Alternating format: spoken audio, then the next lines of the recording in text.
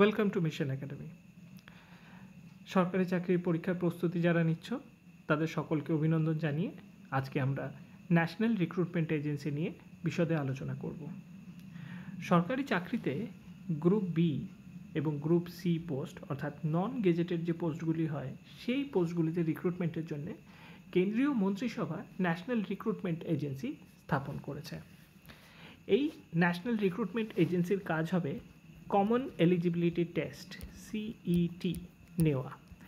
এই common eligibility টেস্টটা কিসের ভিত্তিতে নেওয়া হবে বা কোন কোন পরীক্ষার জন্য নেওয়া হবে এসএসসি অর্থাৎ সিজিএল, সিএইচএসএল, এমটিএস যেই পরীক্ষাগুলি হয় সেই সমস্ত পরীক্ষাগুলো যারা কন্ডাক্ট করতো অর্থাৎ staff selection commission, railway recruitment board RRB তারা যে পরীক্ষাগুলো কন্ডাক্ট করতো নন টেকনিক্যাল পোস্টগুলো শুধু, এবং আইবিপিএস যেই পরীক্ষাগুলো কন্ডাক্ট করতো অর্থাৎ রিজিওনাল রুরাল ব্যাংকের পরীক্ষা, স্পেশালিস্ট অফিসারের পরীক্ষা, আইবিপিএস পিও, আইবিপিএস ক্লার্ক, এই যে পরীক্ষাগুলি এই সমস্ত পরীক্ষাগুলোরই একটি প্রিলিমস পরীক্ষা হতো। এই প্রিলিমস পরীক্ষাটিকে সাবস্টিটিউট করছে সিটেট কমন এলিজিবিলিটি টেস্ট। এই পরীক্ষাটি বছরে দুবার করে অনুষ্ঠিত হবে এখন অবধি যা ঘোষণা করা হয়েছে তাতে, তাহলে 2 টাইমস এটি বছরে নেওয়া হবে এবং এটি একটি যুগান্তকারী সিদ্ধান্ত। তার কারণ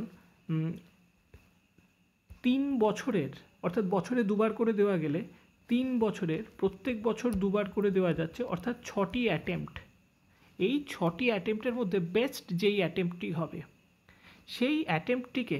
সেই অ্যাটেম্পটের যে মার্কস হবে সেই মার্কসটিকে শো করা যেতে পারে এসএসসি বা আরআরবি বা আইবিপিএসের যে মেন্স পরীক্ষা হবে, যেটা কন্ট্যাক্ট করবে কিন্তু এসএসসি বা আরআরবি বা আইবিপিএস এই সংস্থাটি, এতে স্পেশালাইজ সংস্থাটি করবে।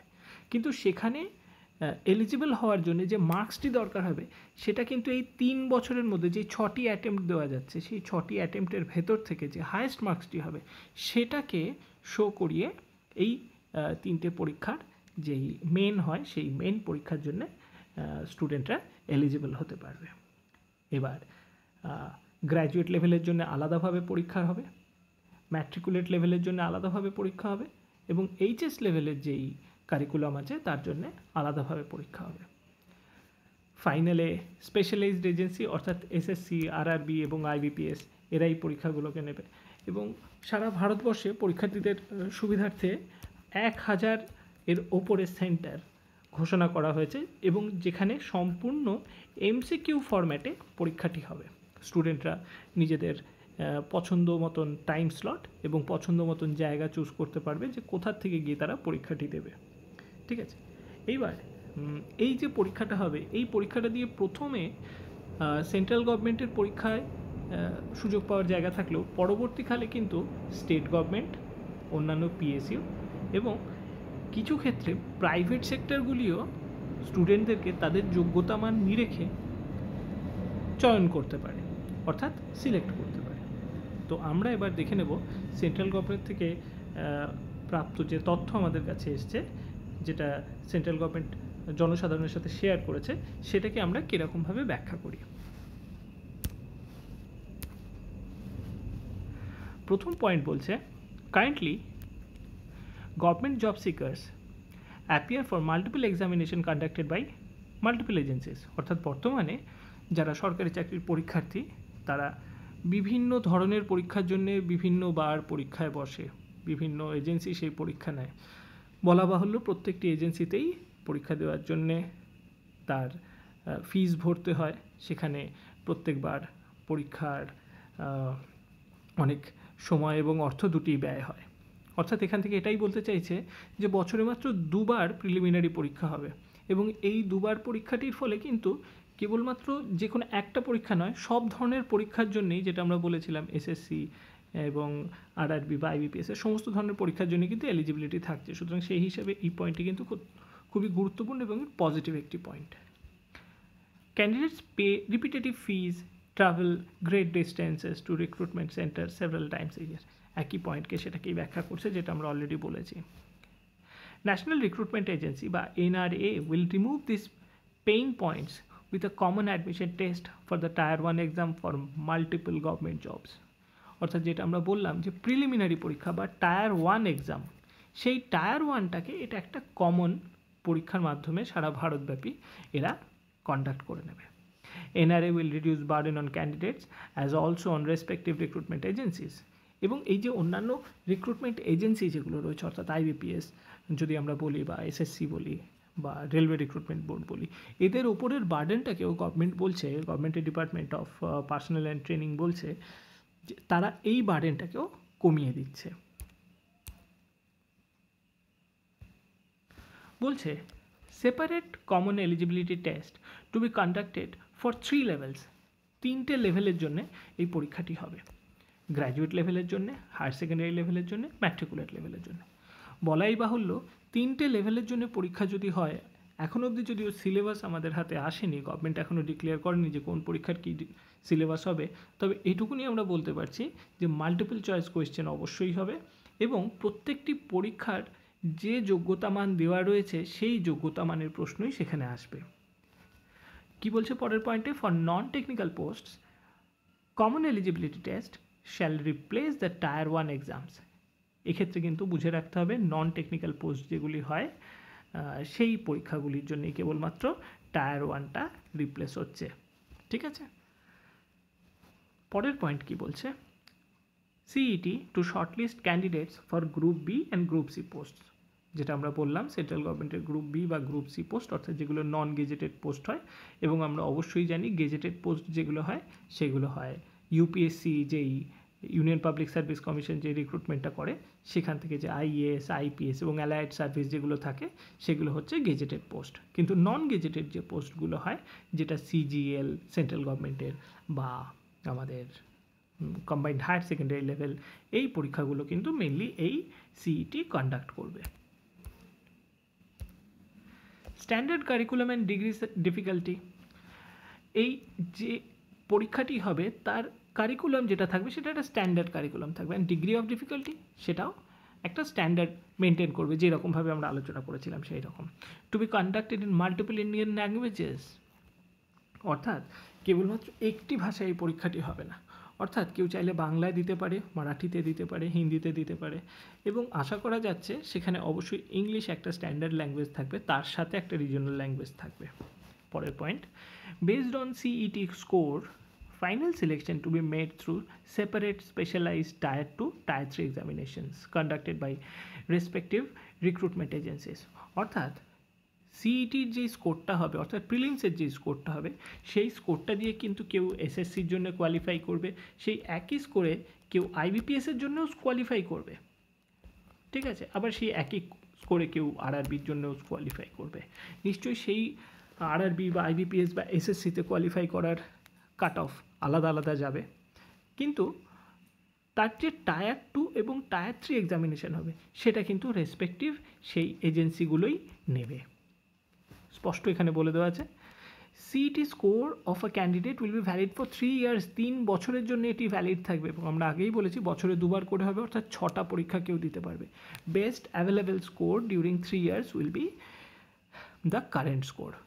অর্থাৎ কেউ যদি প্রথম বছরে একটা পরীক্ষা দেয়, অর্থাৎ প্রথম বছরে সে দুটো পরীক্ষা দিল, দেওয়ার পরে সে দেখলো যে IBPS থেকে রিক্রুটমেন্টের অ্যাডভার্টাইজমেন্ট বেরিয়েছে, সে IBPSের রিক্রুটমেন্টের জন্য অ্যাপ্লাই করে ফেললো। দ্বিতীয় বছর সে আবার পরীক্ষাটা দিল, তার সে বছরের হয় রিক্রুটমেন্ট হলো অথবা হলো না, কারণ সাধারণভাবে পরীক্ষার্থীরা আরও বেটারমেন্টের জন্য আরও পরীক্ষা দেয়। দ্বিতীয় বছরে সে আবার দুটো পরীক্ষা দিল, কিন্তু দেখা গেল তার যা স্কোর ছিল সেটা আগের বছরই বেশি ছিল, তাই সে দ্বিতীয়বার যখন IBPS পরীক্ষা দিচ্ছে সে কিন্তু আগের বছরের স্কোরের ভিত্তিতেই অ্যাপ্লাই করতে পারবে। আবার যদি দেখা যায় যে না, দ্বিতীয় বছরে IBPSের আগে বা SSC CGL এর আগে বা রেলওয়ে রিক্রুটমেন্টের পরীক্ষার আগে যেই CET হয়েছিল তাতে স্কোর বেশি হয়েছে, তাহলে সে সেটা নিয়ে অ্যাপ্লাই করতে পারে। বলাই বাহুল্য, প্রত্যেকবার CET দিতে গেলে কিন্তু তার ফর্ম ফিল আপ করতে হবে এবং সেই পরীক্ষাটিতে বসতে হবে, এবং যতদূর অবধি আমরা গেস করছি সেটিতে হচ্ছে যে যতবার আইবিপিএস বা এসএসসি বা আরআরবির পরীক্ষা দিতে হবে সেখানেও কিন্তু সেপারেটলি একটা ফিজ থাকতে পারে। পরবর্তী পয়েন্টে কি বলছে, CET score of candidate will be valid for 3 years, এটা আমরা আলোচনা করলাম। No restriction on number of attempts, এখনও পর্যন্ত একজন ক্যান্ডিডেট কতবার পরীক্ষাটি দেবে সেটা নিয়ে কিন্তু কোনো রেস্ট্রিকশন নেই, এবং আপার এজ লিমিট নিয়েও কোনো রেস্ট্রিকশন নেই। যেরকম আগে ছিল এসসি এসটি ওবিসি পিডাব্লিউডি প্রত্যেকটিতে যেরকম রিল্যাক্সেশনের গভর্নমেন্ট গাইডলাইন্স ছিল সেইটি মেনেই কিন্তু এখনও রিক্রুটমেন্ট হবে। এবার পরীক্ষাটির সুবিধা কি, reduces time taken in selection process. হ্যাঁ, অবশ্যই সিলেকশন প্রসেসের টাইমটা অনেকটাই কমে যাবে। বছরে যদি দুবার স্ট্যান্ডার্ডাইজড ওয়েতে দুটো পরীক্ষা নেওয়া হয়, তাহলে পরীক্ষার যেই এজেন্সিগুলো রয়েছে এসএসসি বা আইবিপিএস, এরা যেই পরীক্ষাগুলো যখন নেবে তাদের হাতে আগের থেকে যদি একটি স্ট্যান্ডার্ডাইজড স্কোর রেডি থাকে, তাহলে প্রিলিমিনারি নেওয়ার ঝামেলাটা তাদের কাছে থাকবে না।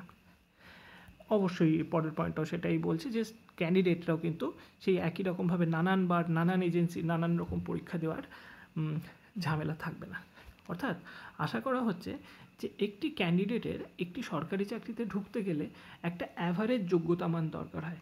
এবার এই অ্যাভারেজ যোগ্যতা মান হচ্ছে অবশ্যই তার একটা রিজনিং স্কিল থাকে, তার একটা ম্যাথামেটিক্যাল অ্যাকিউমেন্ট থাকে, তার একটা ইংলিশের অ্যাকিউমেন্ট থাকে, ইংলিশ নলেজ থাকে, এবং তার একটা স্ট্যান্ডার্ড জেনারেল নলেজ থাকে।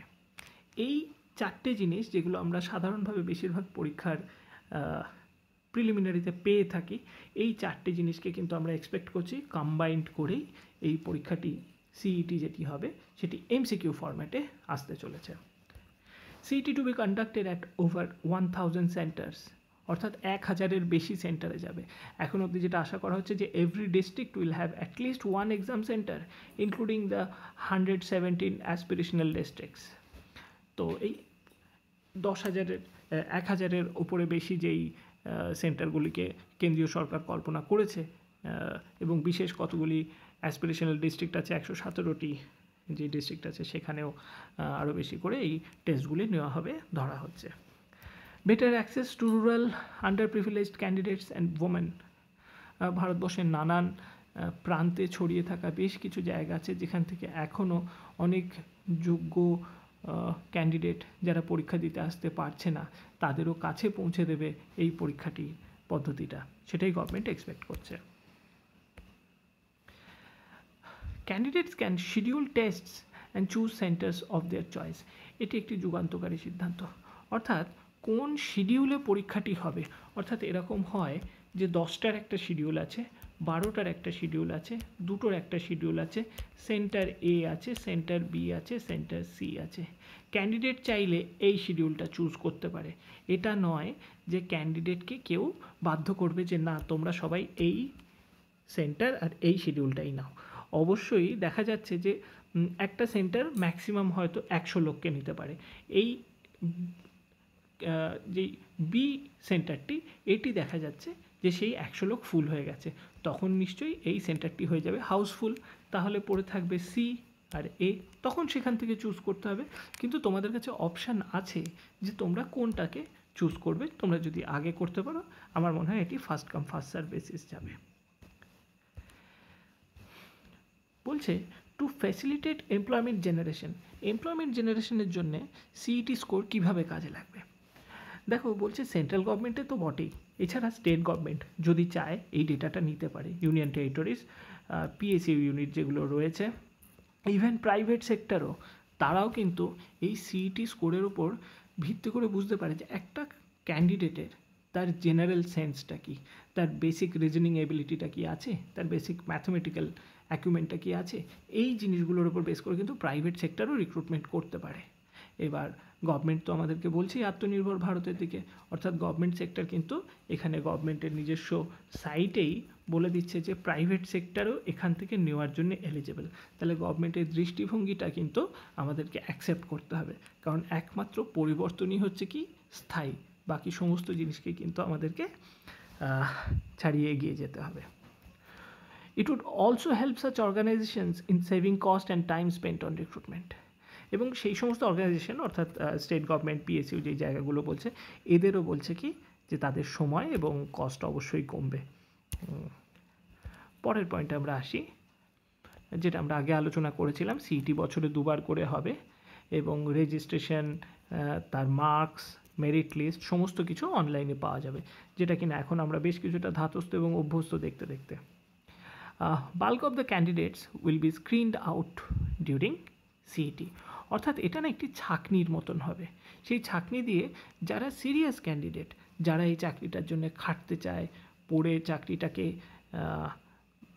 সেই রকমভাবে করতে চায় সিরিয়াসনেস দিয়ে এবং দেশের জন্যে, দেশের উন্নতির জন্যে জিনিসটিকে নিয়ে সেই রকমভাবে ভেবেছে, তো তাদের জন্য একটা স্ক্রিনিং প্রসেস হয়। খুব সহজ কথায়, যে তোমরা কি সত্যিই সেটা করতে ইচ্ছুক সিরিয়াসলি, নাকি তোমরা জাস্ট এমনি পরীক্ষাটা দিচ্ছ, দেখছো। সুতরাং এই জায়গাটা স্ক্রিনিংয়ের কাজটা করে আমাদের প্রিলিমিনারি টেস্ট। সেই প্রিলিমিনারির জায়গাটায় কিন্তু কমন এলিজিবিলিটি টেস্ট নিয়ে নিচ্ছে এবার থেকে। যদিও এখন অবধি বলছে না যে কবের থেকেই এটা হবে, কিন্তু আমরা ধরে নিতে পারি শিক্ষাবর্ষ 2021 থেকে এটা চালু হওয়ার সম্ভাবনা খুবই কম। 2022 থেকে আশা করা যায় এটা চালু হয়ে যাবে। 2020 শিক্ষাবর্ষে করোনা আবহে যে পরিমাণ ক্ষতি হয়েছে, সেটি 2021 বা 22 থেকে সামলে নেওয়া যাবে, এটাই এক্সপেক্ট করা হচ্ছে। Medium of writing will be multiple choice, অর্থাৎ মাল্টিপল চয়েস কোয়েশ্চেন হবে, ঠিক আছে। এবং এটা একটা গভর্নমেন্টের আইডিয়া যে টোটাল সিরিয়াস ক্যান্ডিডেটস যারা আসবে, সেটা প্রত্যেকটা পার্টের জন্য, যেমন ওই এসএসসি মানে স্টাফ সিলেকশন কমিশন যে পরীক্ষাগুলো নেয় সেগুলো, বা আইবিপিএস যেই পরীক্ষাগুলো হয় সেগুলোতে ফাইনালে যারা যাবে, সেইটা ফাইনালে গিয়ে যারা অ্যাপিয়ার করবে, সেটা আগে যেরকম একসাথে এখন সে 1 লক্ষ ছেলেমেয়ে বা 10 লক্ষ ছেলেমেয়ে গিয়ে পড়ছে, তার চেকিং, তার প্রসেসিংয়ে যে সময়টি লাগছে, যদিও আজকাল কম্পিউটার বেসড চেকিং হয়, কিন্তু তবুও সেই সিরিয়াস ক্যান্ডিডেটসের সংখ্যাটা কিন্তু অনেকটাই কমিয়ে নিয়ে আসতে পারবে 5% অবধি, এটাই গভর্নমেন্ট এখন অবধি গেস করছে। তো তোমাদের সকলকেই নতুন যে পদ্ধতিটি আসছে সেটিকে আপন করে নেওয়ার জন্যে অনুরোধ করব, এবং যে কোনো নতুন জিনিস যখন আসে না, সেটা সবসময় কিন্তু আরও বেটারমেন্টের জন্য আসে, সেটাকে সাগ্রহে গ্রহণ করতে হয়। সেটার প্রতি সন্দেহ প্রকাশ না করে, যেটি আছে আমাদের তো এর বাইরে কিছু করার উপায় নেই, তাই না? আমাদেরকে তো এই পরীক্ষাটি দিতেই হবে যদি গভর্নমেন্ট এই সিদ্ধান্ত নিয়ে থাকে। তো বেটার আমরা যদি সবাই মিলে এই পরীক্ষাটির পেছনে ঝাঁপিয়ে পড়ি। এটা একটি খুব সহজ পরীক্ষা হতে চলেছে, এবং মিশন একাডেমিতে আমরা সবসময় লেটেস্ট কারিকুলাম নিয়ে, লেটেস্ট মেথডে তোমাদের সাথে আমরা সব সময় রয়েছি, এবং সফল তোমরা হবেই। আজকের এই ডিসকাশনটা আমরা এখানেই শেষ করছি। সবাই ভালো থেকো, ধন্যবাদ।